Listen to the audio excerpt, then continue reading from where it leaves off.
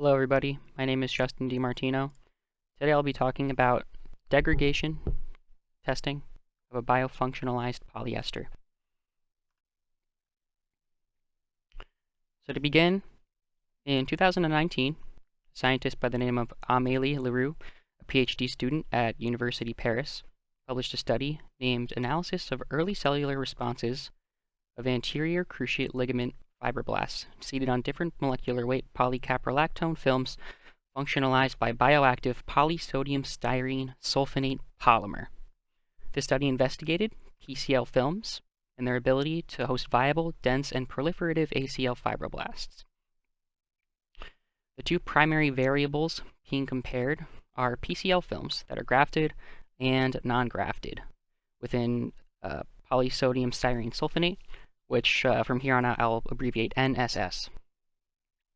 The most important result from this study is that the PCL film functionalized with NSS found after 7 days. Found after 7 days an increase in cell density and actin network development.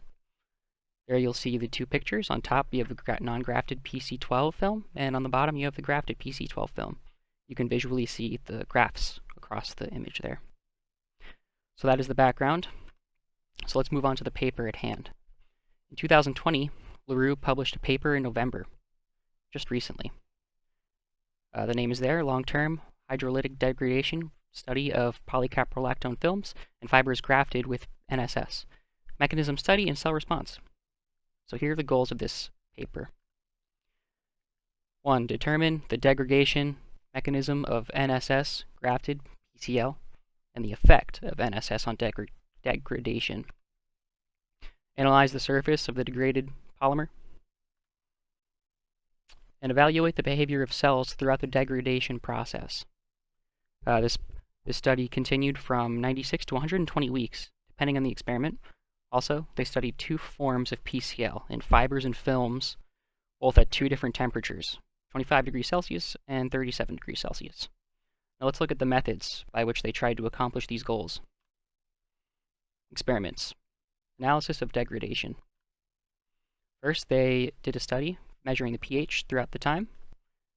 Remained quite constant at around 7 to 7.5. Next, they did an SEC analysis, which stands for size exclusion chromatography. What this shows is the higher temperature and the NSS grafted films accelerated the degradation process. Next, they studied mechanical testing of fibers. On the left is a chart of the fiber's Young's modulus at different time points. On the right of the chart, the fiber's elasticity at different time points. Looks like the Young's modulus stayed relatively stable for about 20 weeks, then decreased to about 72 weeks. From there, it remained stable until the end of the experiment. It appears the high temperature has the greatest impact on elasticity after 72 weeks. Next is the surface analysis portion, where they did scanning electron microscopy imaging. Looks like degradation occurs faster in the grafted PCL, which you'll see on the right column.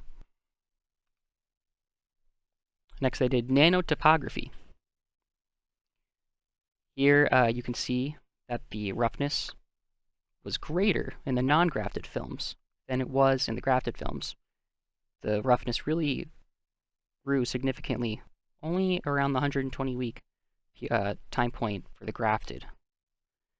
To me, this indicates that degradation happened more homogeneously in the grafted PCL than in the non-grafted PCL. Finally, we have the impact of cellular behavior. 1. Cell staining. 2. We have RT-PCR analysis on collagen production. On the top, you can see the production of collagens 1 and 3 were significant in both grafted and non-grafted PCL. And let's just go back to the cell staining quickly. We can see the green and blue portion was the labeling of, and that is named phalloidin and DAPI labeling. And then in the bottom left of each image, we see H&E staining, which stands for hematoxylin and eosine stain. Ultimately, the cells were still able to grow on the degraded surfaces, and the advantages of cell spreading on NSS grafted surfaces was maintained.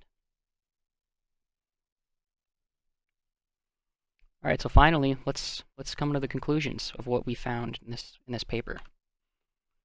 The authors write, the obtained results confirmed PCL hydrolases breaks down by bulk degradation. 2.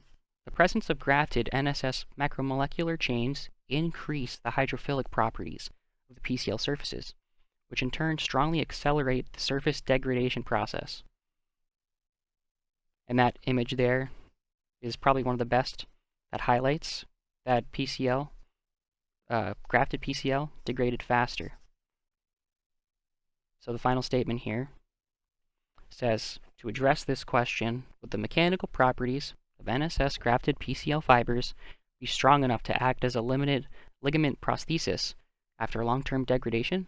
The results from this study show the ultimate shear stress of the degraded fibers after 96 weeks is higher than the ultimate shear stress of the natural ligament. What this tells us is there's real potential for the application of PCL with NSS grafts given its strength even after a 2-year period. Thank you everybody for listening.